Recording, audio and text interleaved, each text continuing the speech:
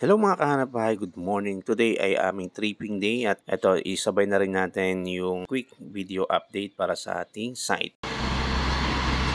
Hello, good day mga kahanap bahay. Nandito tayo ngayon sa Limor Bresa South, dito sa San Vicente, San Miguel, San Vicente, Santo Tomas, Batangas.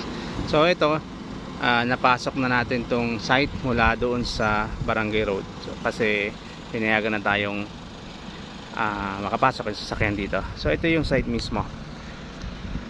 Update lang tayo ngayon. Ongoing ang land development as of now. So may mga available pa rin tayo dito, mga carnation and jasmine. Today is Sunday, June 22. As you can see, marami tayong mga trippings na dumarating ngayon.